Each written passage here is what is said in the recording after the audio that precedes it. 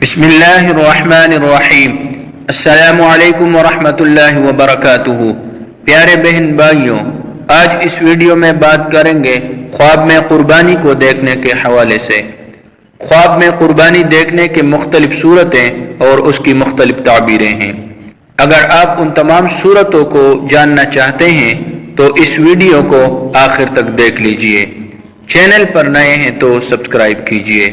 حضرت امام ابن سیرین رحمۃ اللہ تعالی علیہ فرماتے ہیں کہ خواب میں اونٹ، گائے یا بکری کی قربانی کرنا اگر کسی رنج، مصیبت اور پریشانی میں گرفتار ہے تو اللہ پاک نجات نصیب فرمائے گا، اور اگر فقر اور تنگ دستی ہے تو اللہ پاک مال اور منفعت نصیب فرمائے گا، اور اگر مقروض ہے تو قرض سے نجات نصیب ہوگا، اور اگر حج بیت اللہ کا ارادہ ہے تو اللہ پاک حج بیت اللہ کی سعادت نصیب فرمائے گا، اور اگر خواب میں دیکھے کہ لوگ قربانی کرنے کے لیے اکٹھے ہو کر جنگل کی طرف جا رہے ہیں تو جس چیز سے ڈر ہے اس سے امن نصیب ہوگا، اور اگر یہ خواب قیدی دیکھے تو قید سے خلاصی نصیب ہوگی، اور خاص کر اگر یہ خواب عید قربان کے نزدیک دیکھے تو اس کی تعبیر بہت جلد ظاہر ہوگی۔ حضرت ابراہیم کرمانی رحمۃ اللہ تعالی علیہ فرماتے ہیں کہ خواب میں قربانی کا گوشت لوگوں میں تقسیم کرنا دلیل ہے کہ صاحب خواب کے علاقے میں کوئی مالدار آدمی انتقال کرے گا اور اس کا مال غریب عوام میں تقسیم ہوگا۔ خواب کے اندر حاملہ عورت کا اپنے آپ کو قربانی کرتے ہوئے دیکھنا نیک اور صالح اولاد نصیب ہونے کی دلیل اور علامت ہے، اور خواب کے اندر اپنے آپ کو قربانی کا جانور ذبح کرتے ہوئے دیکھنا دشمنوں کے اوپر غالب آنے کی دلیل اور علامت ہے۔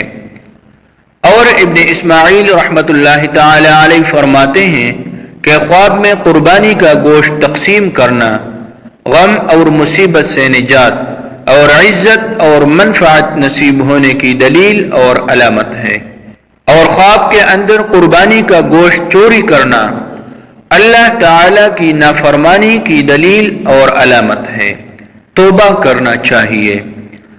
حضرت امام جعفر صادق رحمۃ اللہ تعالی علیہ فرماتے ہیں کہ خواب میں قربانی دیکھنا 4 وجہ پر ہے۔ نمبر 1 خوف، نمبر 2 مراد اور حاجت کا حاصل ہونا، نمبر 3 خیر اور برکت، اور نمبر 4 قحط اور تنگی سے نجات۔ پیارے بہن بھائیوں، تو یہ تھی خواب کے اندر قربانی کو مختلف صورتوں پر دیکھنا اور ان کی تعبیرات۔ امید ہے آج کے اس ویڈیو سے آپ کو فائدہ حاصل ہوا ہوگا۔ ویڈیو اچھی لگے تو لائک کیجئے۔ اگر اس کے علاوہ آپ کچھ اور جاننا چاہتے ہیں، استخارہ کرانا چاہتے ہیں، یا اپنے خوابوں کی تعبیر جاننا چاہتے ہیں، یا اپنے بچوں کو آن لائن قرآن مجید پڑھانا چاہتے ہیں تو ہمارے ساتھ رابطہ کیجئے۔ اللہ پاک آپ کو اور آپ کی فیملی کو اپنے حفظ و امان میں رکھے۔ اللہ حافظ۔